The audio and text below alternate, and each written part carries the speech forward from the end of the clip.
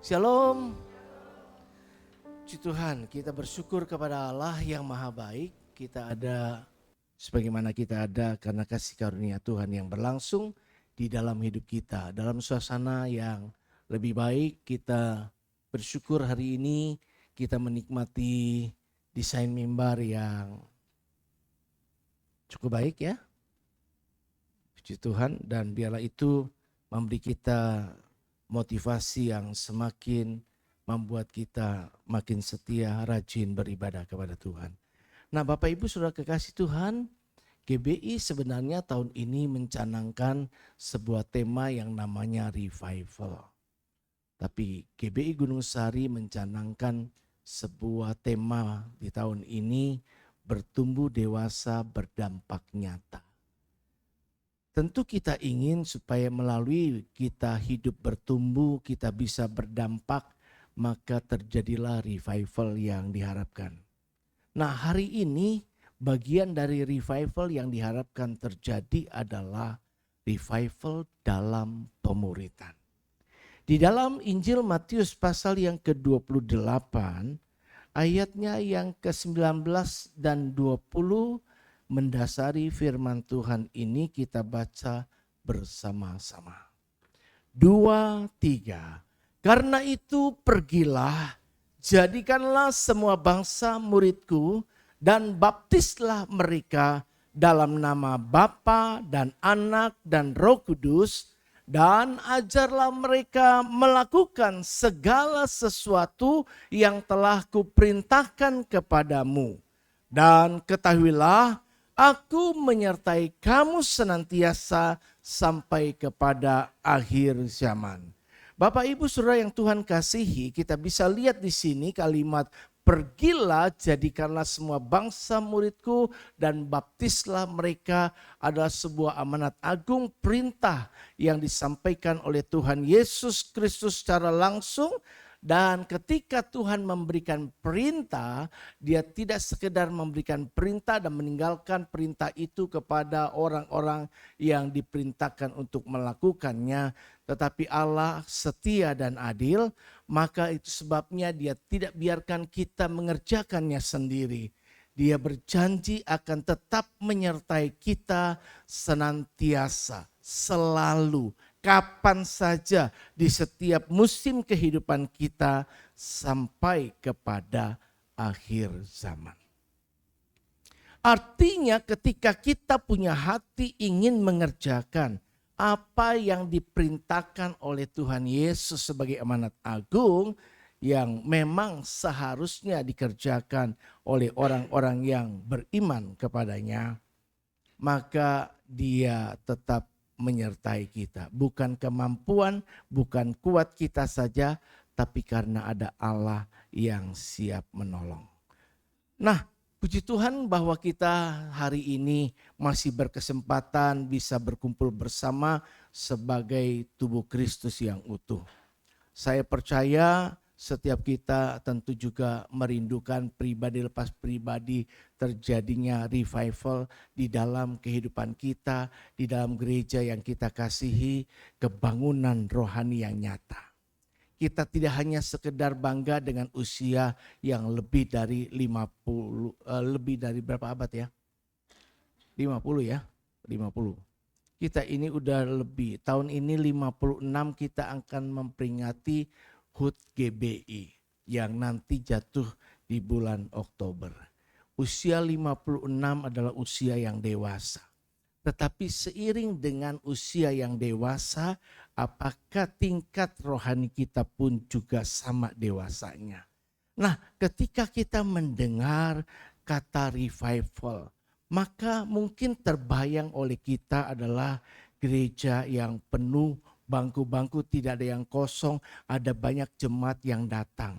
Kemudian puji-pujian yang luar biasa berkobar, doa yang menyala, mujizat dan mujizat terjadi di mana-mana. Banyak jiwa yang bertobat.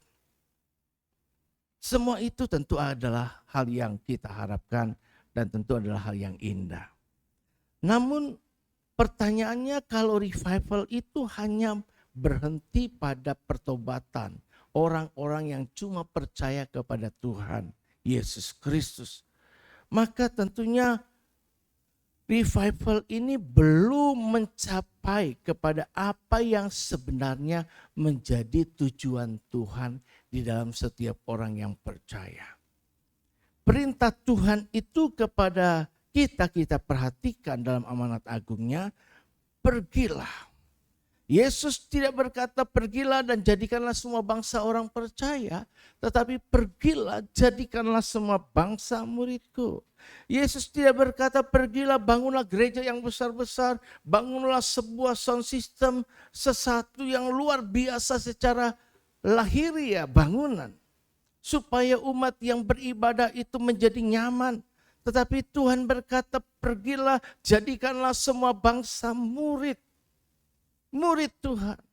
Kalau kita lihat misi dari gereja kita, yang pertama menyelamatkan semua manusia dengan melaksanakan amanat agung Tuhan Yesus untuk memberitakan Injil agar mereka menerima Tuhan Yesus menjadi juru selamatnya dan mengarahkan mereka menjadi anggota jemaat yang aktif. Ketika mereka sudah menjadi anggota jemaat yang aktif, maka penting juga untuk mendidiknya, membinanya, membentuknya agar bisa menjadi anggota jemaat yang dewasa, yang memiliki karakter Kristus dan pola hidup seperti Kristus, serta memperlengkapi mereka agar juga cakap memuridkan orang lain. Ini adalah isi misi yang seharusnya dikerjakan oleh GBI Gunung Sahari. Dan hari ini saya ingin kembali menekankan hal ini, bahwa penting buat kita kembali mengerjakan apa yang menjadi amanat agung. Karena itulah mandat terbesar bagi gereja. Hari ini jumlah orang Kristen di dunia diperkirakan 2,6 miliar. Umat Kristen di Indonesia diperkirakan mencapai hampir 30 juta atau 10,4% dari total populasi penduduk Indonesia.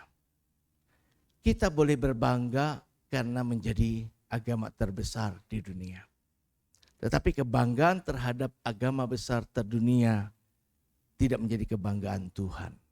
Karena kebanggaan Tuhan di antara semua umat yang mengaku Kristen, seberapa banyak di antara mereka yang jadi murid Kristus. Pertanyaan yang akan datang itu bukan berapa banyak orang yang mengaku Kristen, tetapi berapa banyak yang benar-benar hidup sebagai murid Kristus. Nah, ketika saya dan saudara sebagai orang yang sudah percaya kepada Tuhan Yesus, nah, apakah saya dan saudara hari ini benar-benar telah hidup sebagai murid Kristus atau cuma sekedar jadi orang percaya? Revival sejati bukan sekedar membawa orang ke altar. Revival sejati membawa orang kepada proses agar bisa menjadi serupa dengan Kristus. Sebagaimana pujian tadi, supaya kita bisa mengerti bahwa tujuan Bapa adalah memulihkan kembali gambar dirinya yang rusak akibat dosa. Manusia seharusnya belajar kepada Yesus dan kemudian menjadi serupa dengannya. Siapa yang mengaku, kata surat Yohanes, yang mengaku bahwa Yesus ada di dalam dia, maka ia wajib hidup sama seperti Yesus telah hidup. Hari ini kita akan belajar dua pertanyaan besar yang akan kita mengerti, kita jawab di dalam kebenaran firman Tuhan. Yang pertama pertanyaannya adalah, mengapa perlu adanya revival dalam pemuritan? Kenapa sih kita perlu terjadi revival dalam pemuritan juga di GBI Gunung Sahari? Dan yang kedua atau terakhir pertanyaannya adalah, bagaimana revival dalam pemuritan itu dapat terjadi?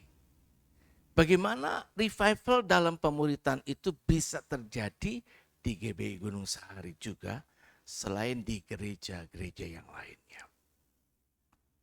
Maka poin yang pertama kita akan mengerti. Pertama pertanyaannya adalah mengapa perlu revival dalam pemuritan? Maka jawaban pertama kita dapati bahwa karena itulah amanat agung. Inilah yang menjadi dasar kenapa perlu terjadi revival, terjadi kegerakan, terjadi kebangunan dalam hal pemuritan. Perintahnya adalah pergi jadikan semua bangsa muridku. Kalau kita perhatikan di dalam Injil Matius tadi yang sudah kita baca pasal 28 ayat 19 dan 20. Di dalam bahasa asli kalau kita membaca ini dengan baik maka kita mengerti bahwa ada sesuatu yang menarik di situ karena perintah utama Yesus itu bukan pergi, bukan go to the world. Bukan pergi kepada dunia, bukan perginya.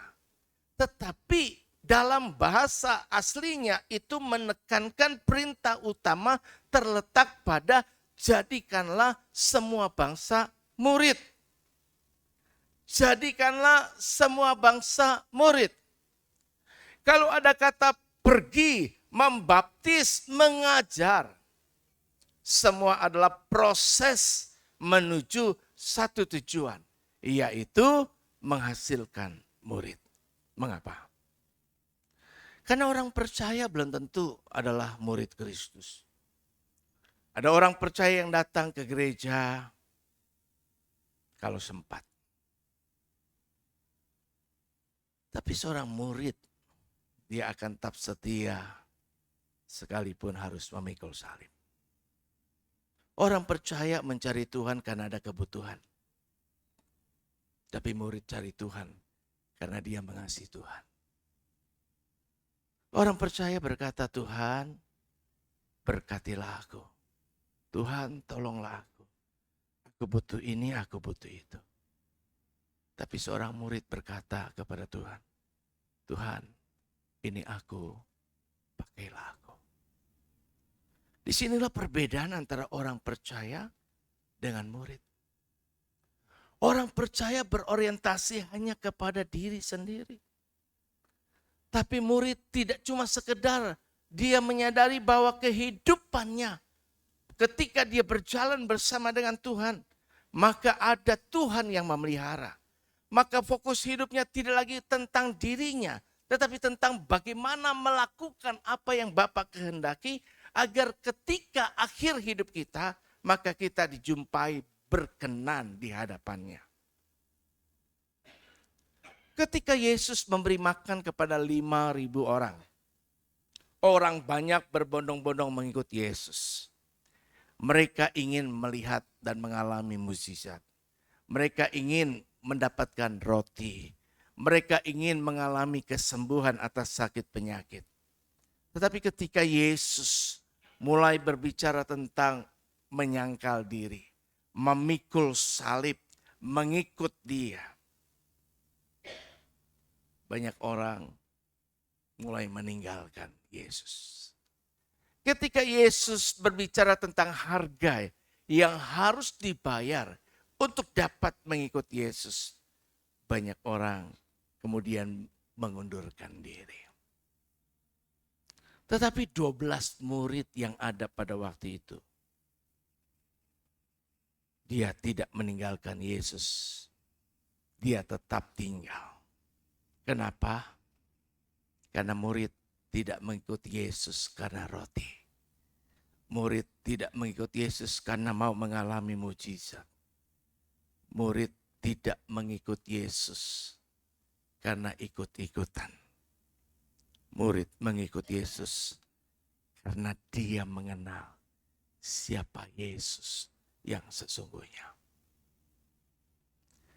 Pengenalan kepada Tuhan Yesus Kristus membuat bahwa Tuhan segala-galanya. Itulah jawaban yang juga diberikan murid-murid ketika Yesus dengan sedih berkata, apakah engkau juga tidak akan meninggalkan aku?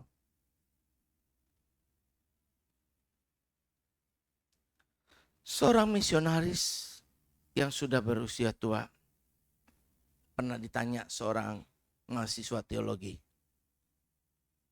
berapa banyak jiwa yang berhasil Anda menangkan dalam atau selama 30 tahun pelayanan saudara? Penginjil ini sudah 30 tahun melayani. Berapa banyak jiwa yang sudah dimenangkan? Penginjil itu, misionaris itu tersenyum, lalu jawab begini, aku tidak pernah menghitung berapa banyak orang yang mengangkat tangan terima Yesus. Mahasiswa itu heran lalu berkata, lalu apa yang Anda hitung? Misionaris itu berkata, aku menghitung berapa banyak orang yang tetap berjalan bersama Yesus 10 tahun kemudian setelah ia terima Yesus. Aku menghitung berapa banyak orang yang masih tetap setia untuk tetap mengikut Tuhan apapun yang telah mereka lewati di dalam berbagai musim kehidupan mereka. Aku tidak berbangga kepada awal ketika ada banyak jiwa yang datang mengangkat tangan berlutut dan mengatakan aku percaya Yesus. Tetapi misionaris ini akan bangga ketika setelah mereka jadi orang percaya. Mereka cuma tidak tinggal menjadi orang yang percaya, tapi tetap setia selama-lamanya. Berapa banyak kalau kita flashback jemaat GBI Gunung Sahari. Berapa banyak jiwa-jiwa yang pernah setidaknya berjemaat di tempat ini. Berapa banyak jiwa-jiwa yang telah dibaptis di GBI Gunung Sahari. Dan kemana mereka hari ini.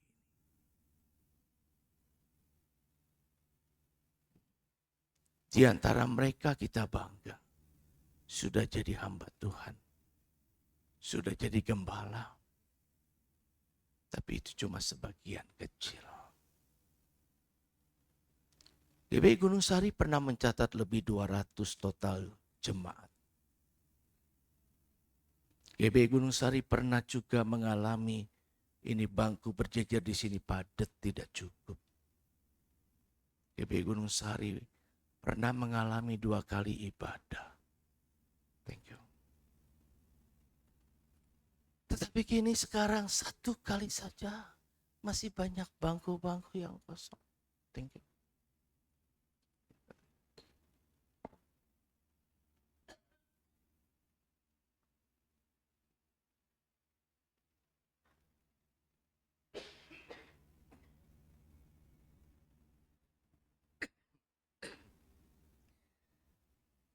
Nah, saya bersyukur semalam saya berdoa sama Tuhan. Sejak kemarin tiba-tiba saya drop, terus hidung sebelah kanan saya meler.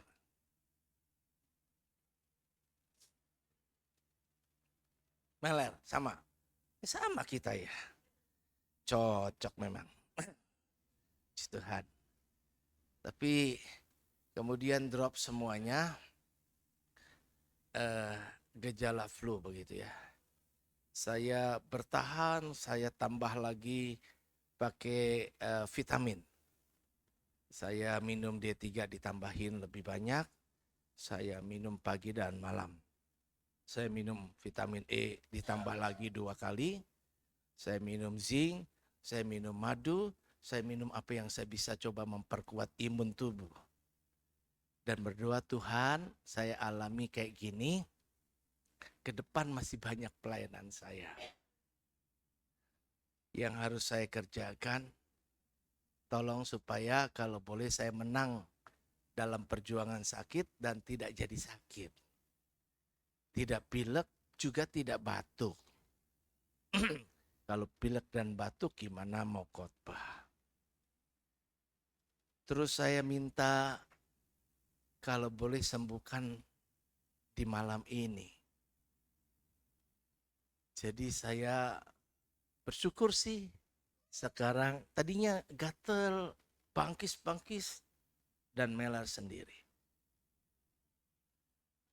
Saya kemarin pulang, saya langsung pijit ya. Aduh, di kerok merah,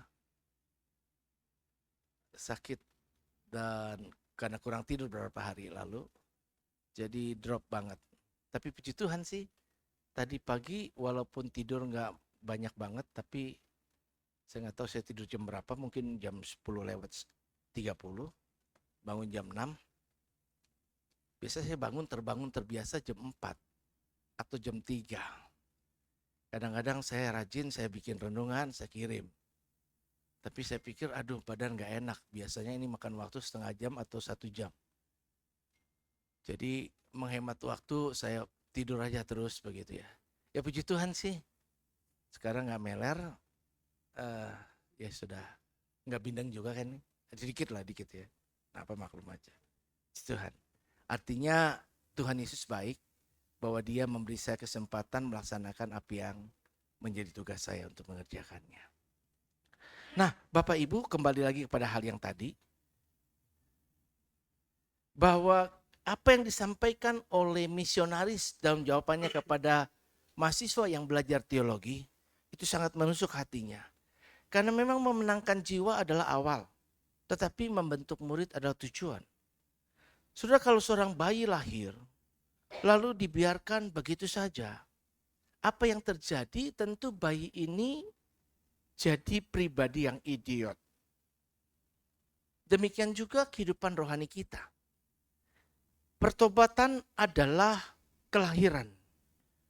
Pemuritan adalah pertumbuhan.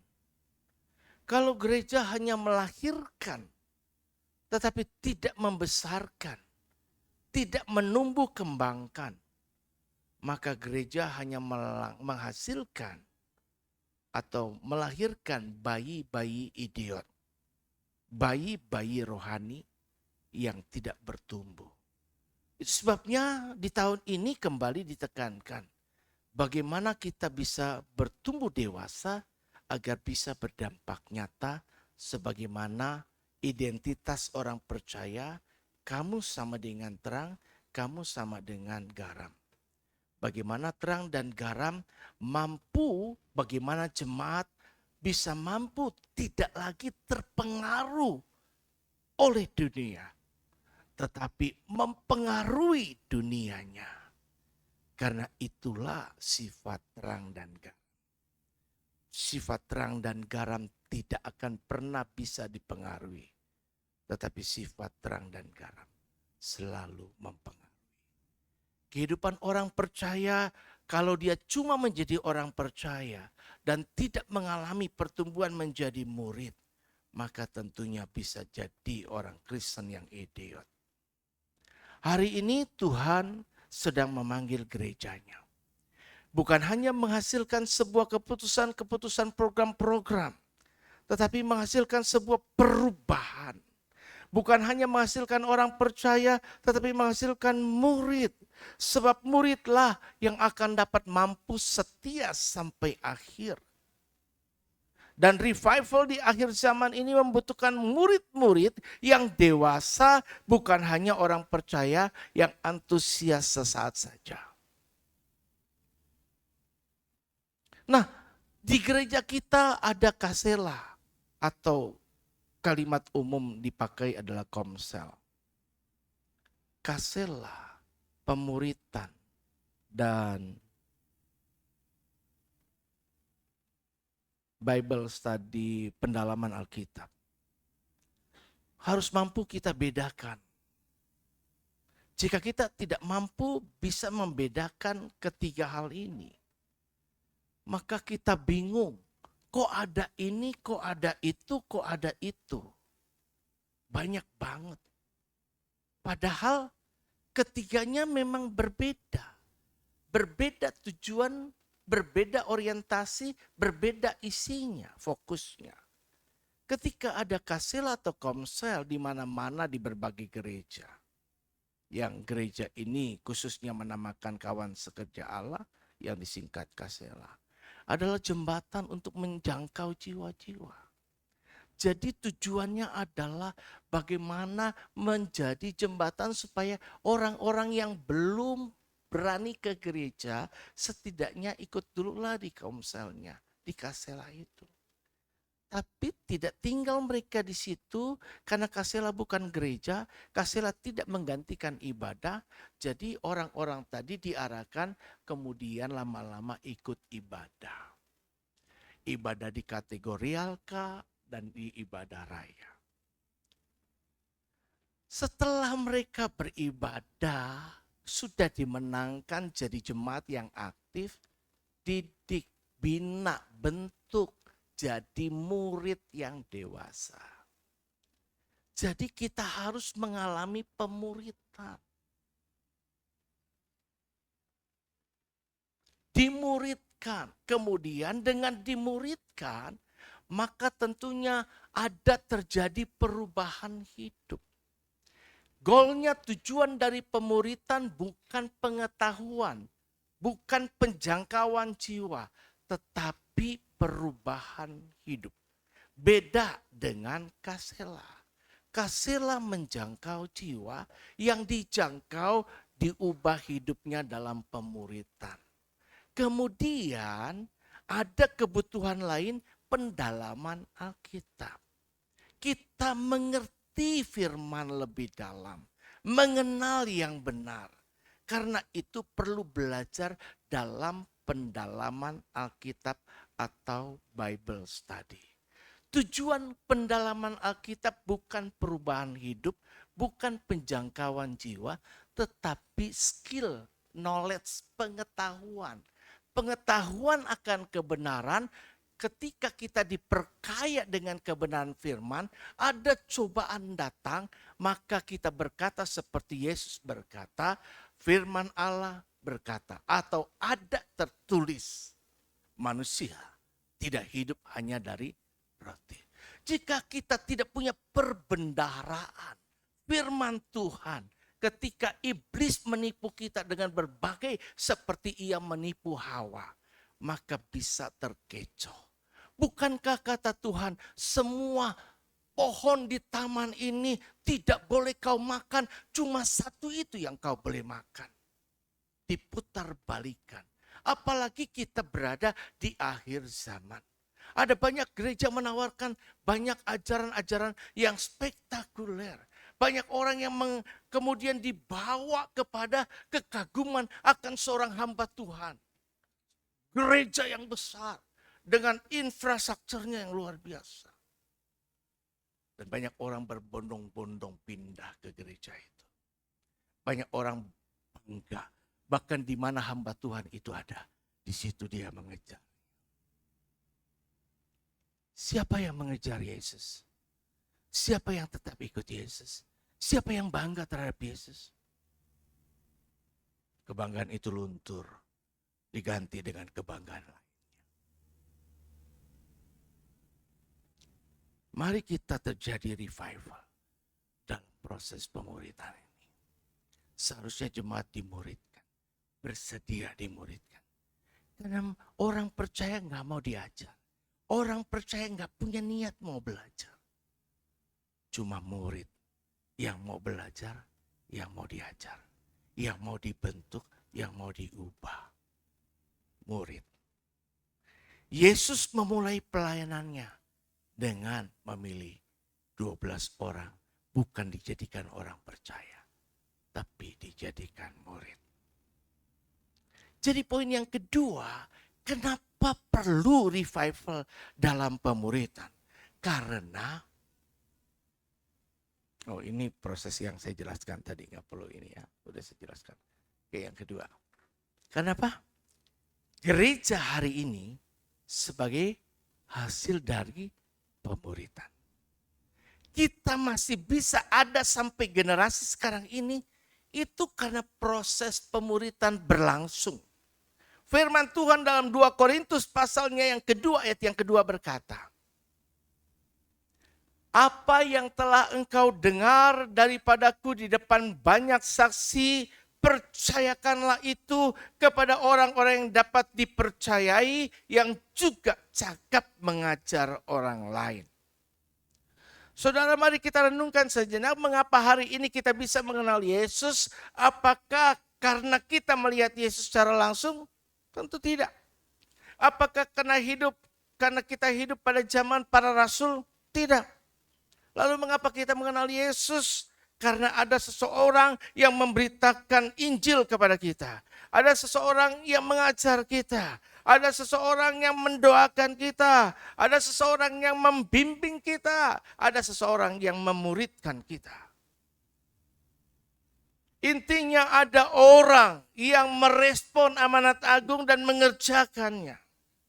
Kalau kita tarik garis sejarah ke belakang, iman yang kita miliki hari ini adalah estafet yang tidak pernah putus selama hampir lebih dari 2000 tahun.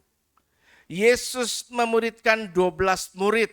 12 murid memuridkan generasi berikutnya. Generasi berikutnya memuridkan generasi berikutnya sampai kepada generasi kita hari ini.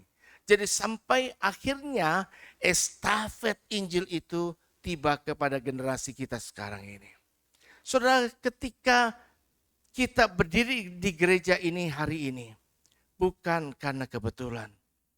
Kita ada karena ada orang yang taat menjalankan amanat agung. Orang Kristen kadang-kadang meremehkan, mengabaikan, melupakan amanat agung itu. Padahal amanat agung adalah sebuah perintah yang wajib dikerjakan. Dan sekarang ketika orang-orang sudah mengerjakan sampai membuat kita bisa ada sekarang, tongkat estafet itu sekarang ada di tangan kita. Mari kita lihat firman tadi berkata, 2 Timotius 2 ayat 2. Paulus berkata kepada Timotius, apa yang telah engkau dengar daripadaku? Ketika berkata apa yang telah engkau dengar daripadaku, berarti generasi pertama Paulus. Kemudian percayakanlah itu kepada orang yang dapat dipercayai. Berarti ada generasi kedua. Yang juga cakap mengajar orang lain, lahir generasi ketiga. Bahkan orang-orang itu nanti akan mengajar orang lain lagi. Artinya ada generasi keempat, kelima, dan seterusnya. Paulus tidak sedang memikirkan tentang dirinya sendiri. Dia sedang memikirkan tentang generasi berikutnya. Itu hati seorang murid. Kalau kita adalah murid Kristus hari ini, kita tidak berpikir tentang diri kita. Tetapi kita berpikir setelah kita, siapa? Hari ini sebagai gembala, puncak pimpinan tertinggi dalam gereja, membuat saya tidak cukup berhenti sampai situ. Kalau saya sudah tidak ada, dan jika hari ini tidak ada, siapkah gereja ini dilanjutkan? Siapa yang mau melanjutkan?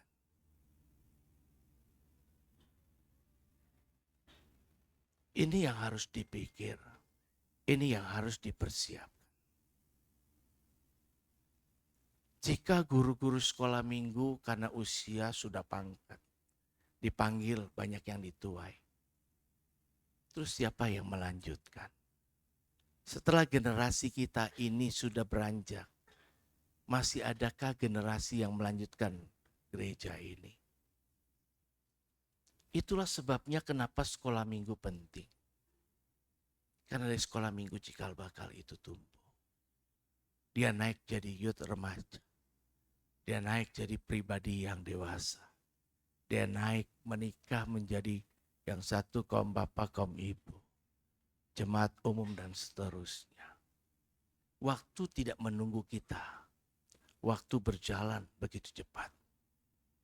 Dan waktu yang begitu cepat, seberapa cepat kita bisa mengimbangi kecepatan waktu untuk terus mempersiapkan.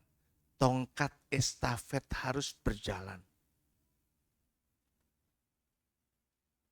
Seorang murid akan berkata, siapa yang akan melanjutkan pekerjaan Tuhan setelah? Kalau ada sekarang yang jadi WL, dibantu dengan tenaga seminari. Dari 4, David sudah pulang. Kampung melayani. Kemudian, perlukah saya menambah lagi? Saya belum merasa perlu.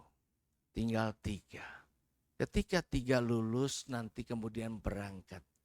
Saudara-saudara ditinggalkan sama mereka. Siapa yang siap di sini untuk tetap berdiri? Karena yang sejatinya adalah jemaat sendiri. Bukan dihidupi oleh orang lain, tapi dihidupi oleh jemaatnya. Karena itu yang sekarang hari ini jadi WL. Siapa yang akan kelak? Sekarang yang jadi WL dibantu. Ada Vensa, ada Rita. Jika sudah mulai diajar untuk mulai jadi WL di youth, mungkin ke depan kalau dia punya kapasitas di upgrade, bisa di umum. Tapi setelah mereka pergi, siap nggak kita? Setelah yang ada sekarang, ya dia lagi. Barangkali dia juga berangkat. Terus kalau berangkat siapa yang ada? Yang dicari ibu-ibu lagi.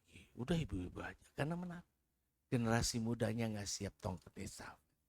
Harusnya generasi muda bangkit. Zaman dulu saya muda.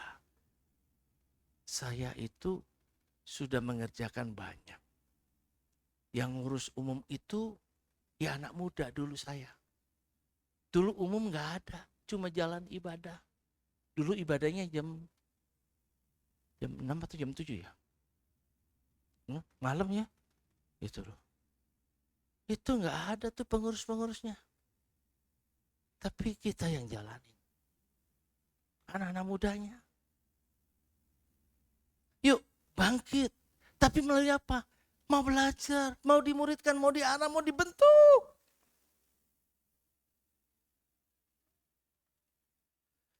Kalau kita nonton estafet ya, lomba estafet. Dalam perlombaan estafet itu pelari tercepat belum tentu menjadi penentu kemenangan kan? Yang paling menentukan justru adalah satu momen kecil, yaitu penyerahan tongkat estafet. Coba kalau pelari pertama berlari luar biasa, tetapi gagal menyerahkan tongkat estafet ke berikutnya, tim itu pasti kalah. Kenapa? Karena kemenangan bukan ditentukan oleh siapa yang memulai, tetapi oleh siapa yang berhasil meneruskan. Ini adalah gambaran gereja. Generasi Paulus telah menyerahkan tongkat estafet kepada Timotius. Timotius menyerahkannya kepada generasi berikutnya, generasi demi generasi terus berlangsung. Dan hari ini tongkat estafet itu sampai ke tangan kita. Pertanyaannya, apakah tongkat estafet itu justru akan berhenti kita? Karena kita tidak mengerjakan apa-apa. Ataukah kita akan menyerahkannya kepada generasi berikutnya? Kalau ada yang bilang ada generasi yang terputus dari sejak generasi yang aktif kepada generasi di masa-masa seperti ada Samuel, ada generasi yang lain. Yang dulu ada Karen, ada siapa lagi itu? Zaman generasi Adi, Leo, dan lain sebagainya. Jangan itu terjadi lagi. Karena itu diberi perhatian khusus anak youth yang dibina dari sejak berangkat dari sekolah minggu naik. Setelah pra-remaja jadi remaja. Dikasih nama youth. Terus mana anak mudanya? Ayo. Kita tidak bangga dengan kehidupan main games. Kita tidak bangga dengan hal-hal yang lain. Tapi mari panggilan sebagai orang yang mengasihi Tuhan. Tongkat estafet itu, keselamatan itu, satu jiwa berharga di mata Tuhan. Satu jiwa kita berhasil selamatkan. Itu nggak mungkin terlupakan dicatat dalam kerajaan surga. Ada mahkota kemegahan yang siap diberikan kepada orang-orang yang memenangkan jiwa. Saudara, pernah kenal namanya Edward Kimball? Pernah dengar? Tidak. Nggak terkenal memang. Tidak dikenal banyak orang. Edward Kimball. Ia bukan seorang pendeta terkenal. Seorang penginjil internasional. Dia hanya sebagai guru sekolah minggu. Satu hari ia merasa Tuhan berbicara menggerakkan hatinya untuk mengunjungi salah seorang muridnya, murid sekolah minggu ya, yang bekerja di sebuah toko sepatu. Tapi dia sudah beranjak naik, tapi pernah jadi guru, pernah jadi murid. Ia sempat ragu di sudut toko sepatu itu. Ia gugup, ia tidak merasa pandai bicara. Tapi akhirnya dia coba berusaha datang juga karena dorongan hati yang ada. Dan di sudut toko sepatu itu, Edward Kimball menceritakan kasih Kristus yang ia alami. Pemuda itu menangis, lalu terima Yesus. Dan pemuda yang beranjak dari jadi murid dia dari sejak sekolah minggu. Dia adalah namanya Dwight Lyman Moody. Dwight Lyman Moody, siapa sangka nama Moody yang terkenal mendunia. Dipakai Tuhan karena telah memenangkan jutaan jiwa. Melatih ribuan hamba Tuhan. Mendirikan sekolah Alkitab. Pelayanannya mempengaruhi banyak tokoh-tokoh dunia. Seperti ada R.E. Torrey, ada Billy Sunday, ada Mordecai Ham. Sampai akhirnya turun kepada Billy Graham. Billy Graham yang terkenal mendunia. Yang telah melintasi berbagai benua. Dan memberitakan lebih dari jutaan, ratusan juta jiwa. Lahir Billy Graham yang terkenal luar biasa. Lahir yang lainnya. Cuma karena ada satu guru sekolah minggu yang dengar suara Tuhan, merespon, memuridkan. Saudara, kalau Edward Kimball tidak taat, mungkin sejarah akan berbeda. Revival besar tidak dimulai dari stadion. Revival besar tidak dimulai dari mimbar yang megacet. Revival dimulai dari ketika satu orang saja mau bersedia memuridkan orang lain. Jangan pernah meremehkan satu jiwa dimuridkan. Bisa mengubah dunia sebagaimana sejarah mencatat. Perjalanan tongkat estafet dari Edward Kimball sampai kepada kita bisa lihat Billy Graham. Tongkat itu turun terus dan terus. Karena itu yuk. Kita kadang pilih, aduh aku sibuk gak punya waktu ikut pemuritan. Kan sudah kasela. Apalagi kalau nanti ada Bible study. Aduh banyak banget kegiatan. Disinilah rasa kebutuhan. Bagi seorang murid, kebutuhan seorang murid adalah belajar. Dia tidak cukup belajar di rumah, dia les. Dia tidak cukup belajar les, dia pergi ke perpustakaan. Dia pergi ke Gunung Agung, Gramedia, duduk di pojok banyak baca buku. Banyak hal. Kenapa? Ada dorongan kebutuhan untuk dapat memperlengkapi diri demi sebuah masa depan yang lebih baik. Demikian pun seharusnya jemaat Tuhan. Revival dalam pemuritan bukan hanya tugas gembala, bukan tugas pengerja, bukan tugas pemimpin kasela. Ini panggilan setiap orang percaya. Kalau setiap anggota jemaat memuridkan satu orang, bayangkan apa yang terjadi. Sekarang ini jumlahnya berapa sih yang hadir hari ini? Kalau saja pada puritin satu orang aja.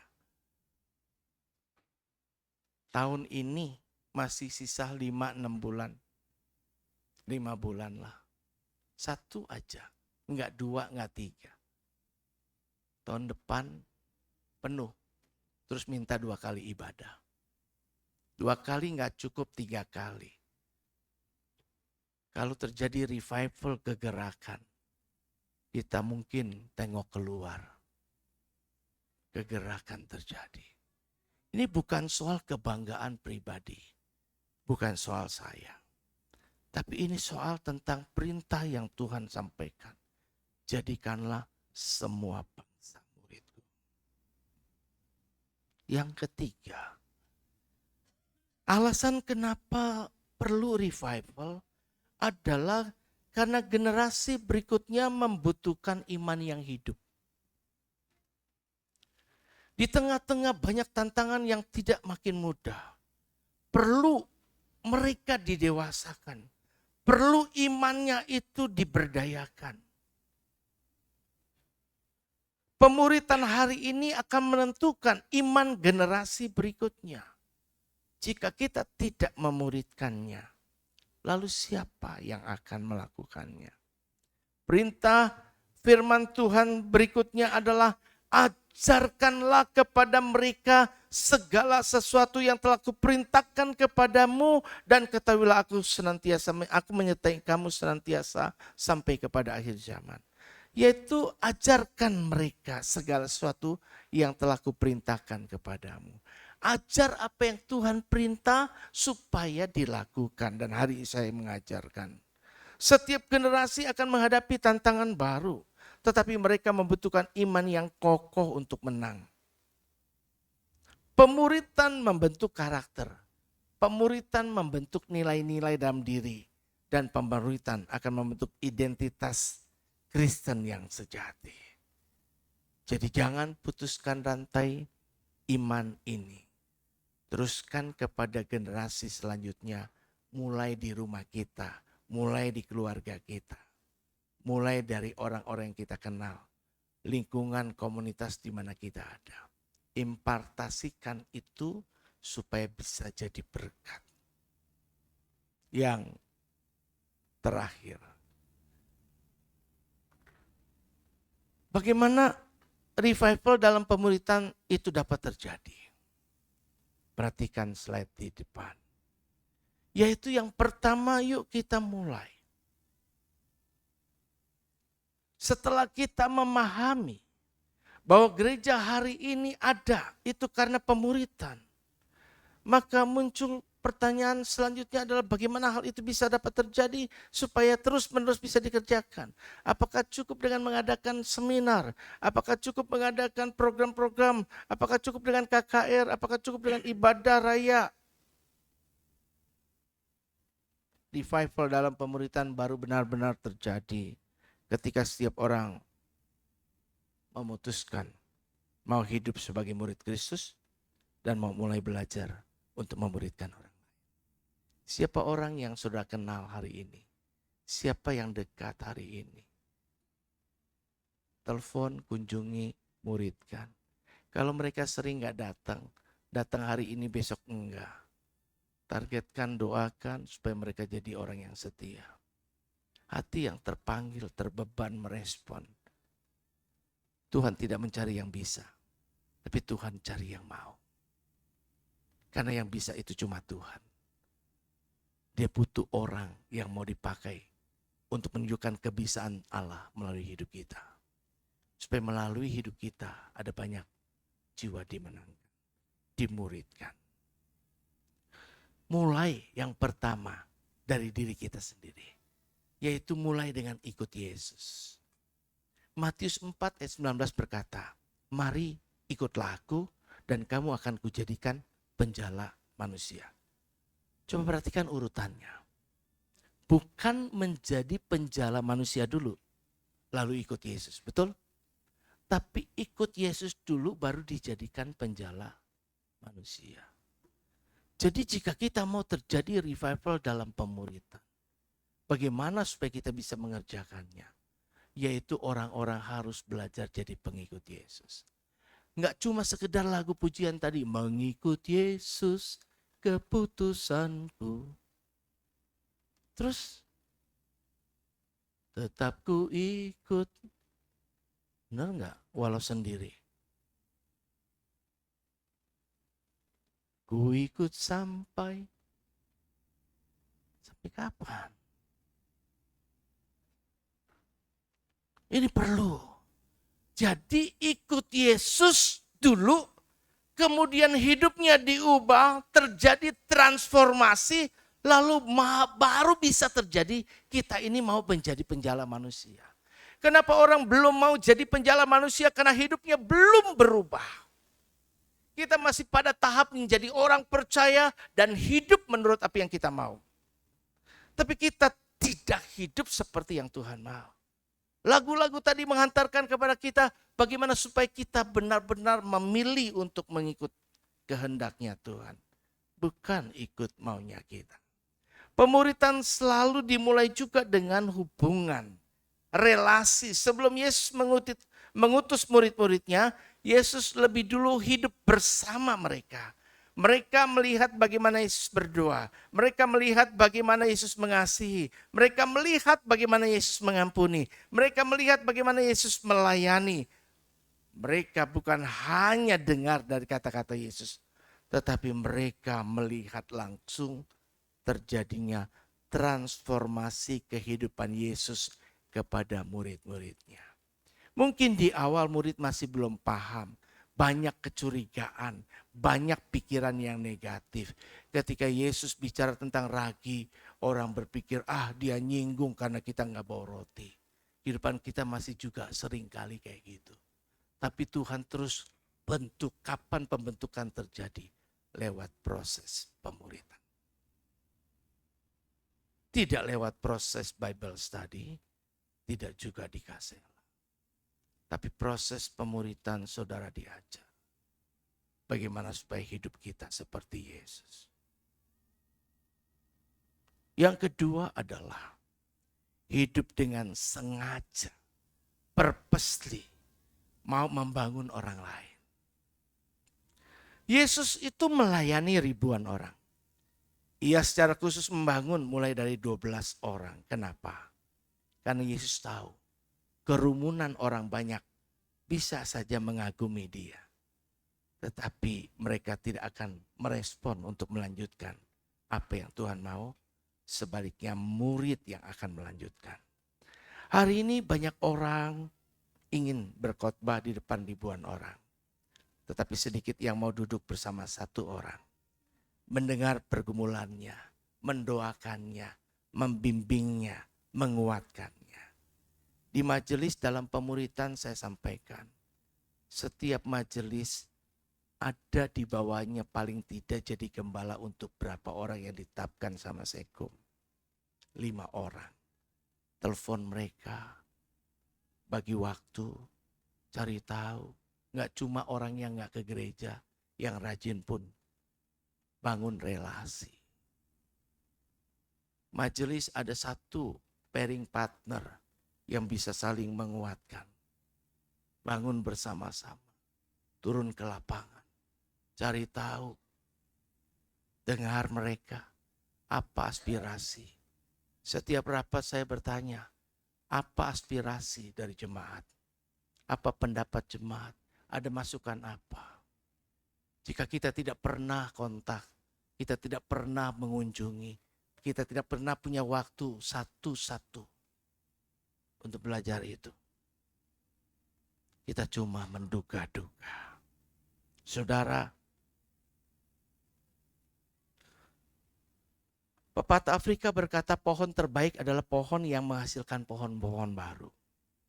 Kalau sebuah pohon hanya tumbuh tinggi, tetapi tidak menghasilkan benih, akar pohon akan mati. Saudara, pohon korma di tengah terik matahari padang gurun. Akar yang 1, 2, 3 akan berkembang menjadi banyaknya akar. Dia akan merembet makin ke dalam untuk mencari sumber sejati. Karena ketika belum ketemu akar sampai ke dalam, ke sumbernya, terik matahari, kekeringan, kepanasan akan membuatnya layu dan mati. Begitu juga orang percaya. Dia harus berakar ke dalam. Makin kokoh, makin kuat. Dan ada saat waktunya dia akan bertumbuh menghasilkan buah yang manis.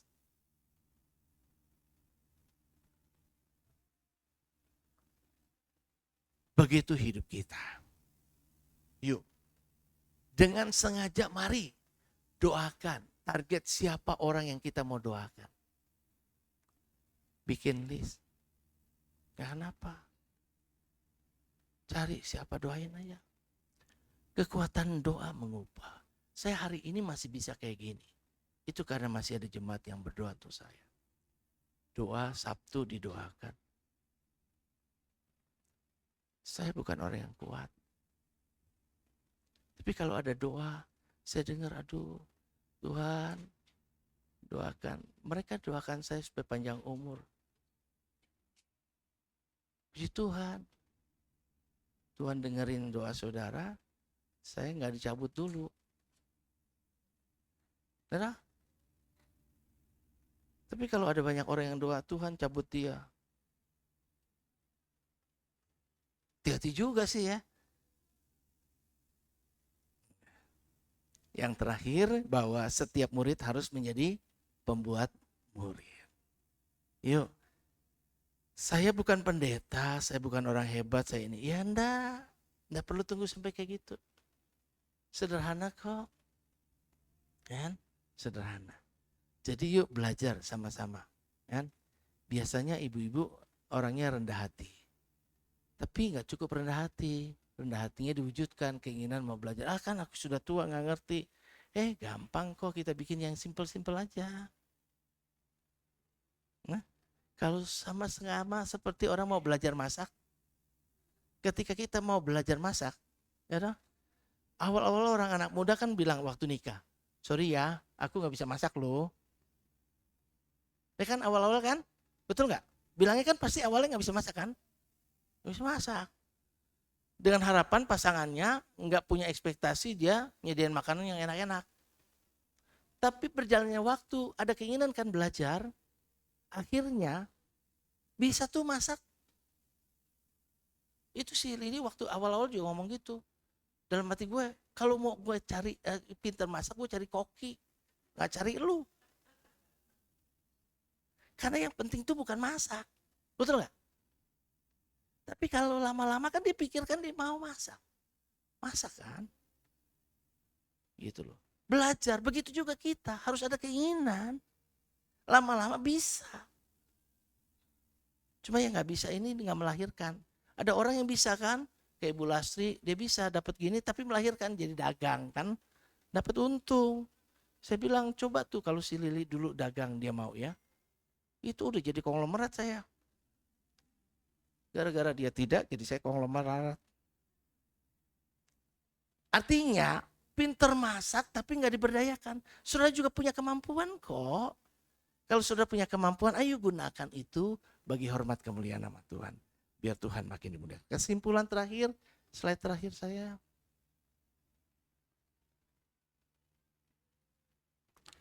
Revival dalam pemuritan adalah kunci gereja yang bertumbuh, berdampak, dan berkelanjutan.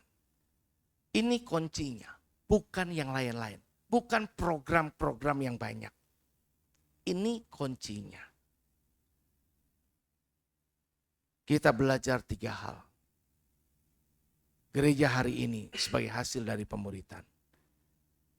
Amanat agung harus terus berjalan. Kemudian generasi berikutnya butuh iman yang hidup.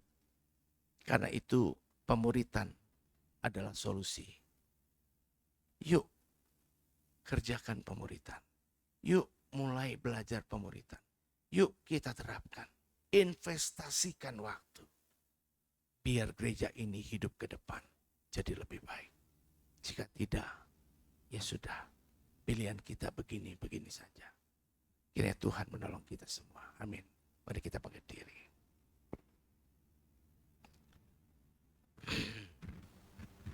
Lagu yang tadi itu boleh. Eming, bantu saya tadi.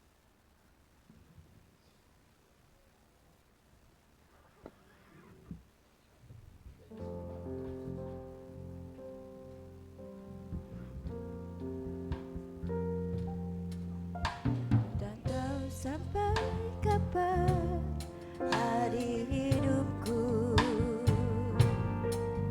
akhir hayatku ini tidak menentu. Namun yang pasti perjalanan hidup ini berakhir di suatu saat nanti. Sebelum hari akhir hidupku tiba, sebelum semua kesempatan tiada, ku kan berjuang dalam pertandingan iman, mengakhiri dengan kemenangan. Hanya satu kerinduanku, sempurna seperti Bapakku, sesuai rancangan semula. Serupa dengan Tuhan Yesus, tujuan imanku berkenan di hadapan Bapa. Hanya satu kerinduanku, sempurna seperti Bapakku, sesuai rancangan semula. Serupa dengan Tuhan Yesus, tujuan imanku berkenan di hadapan. Sekali lagi, hanya satu kerinduanku, sempurna seperti Bapakku, sesuai rancangan semula. Serupa dengan Tuhan Yesus, tujuan imanku berkenan di hadapan Bapa, berkenan di hadapan Bapa, berkenan di hadapan Bapa. Berikan kemuliaan bagi Allah. Haleluya. Ibu Nonon pimpin kita dalam doa. Haleluya.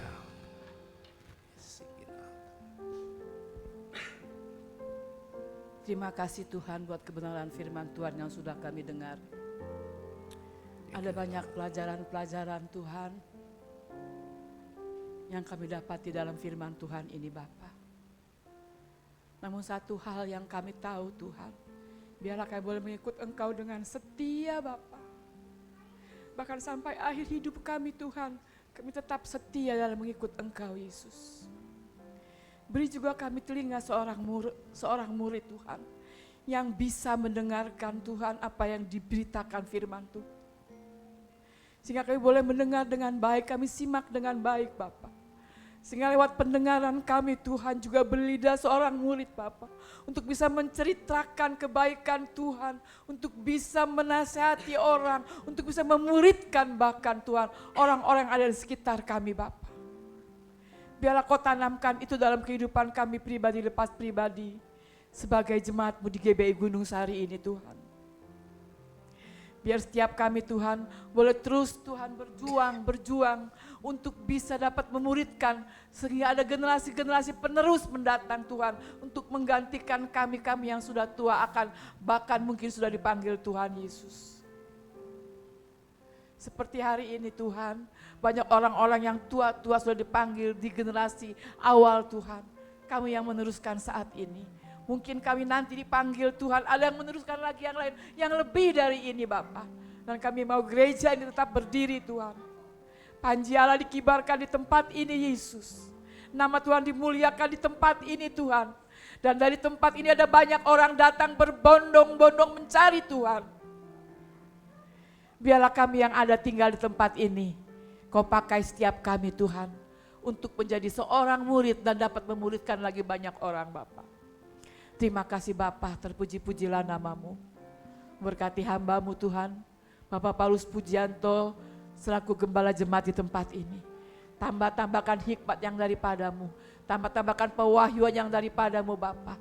Biar apa yang disuarakan lewat gembala Tuhan, itu dapat kami terima dengan baik Bapa. Bahkan kami simpan dalam hati kami Tuhan, untuk menjadi pelajaran-pelajaran buat tiap kami Bapa. Berkati keluarganya, anak-anaknya, cucunya, menantunya, berkati pelayanannya, khususnya Tuhan dalam penggembalaan di tempat ini. Biar semakin hari semakin dipakai Tuhan lebih lagi Bapa, untuk boleh terus menjadi gembala di tempat ini Bapa. Terima kasih Bapa, terpuji-pujilah nama-Mu. Segala pujian, hormat, syukur kami kembalikan kepada-Mu. Dalam nama Tuhan Yesus Kristus, kami berdoa dan bersyukur kepada-Mu. Mari semua kita katakan, amin.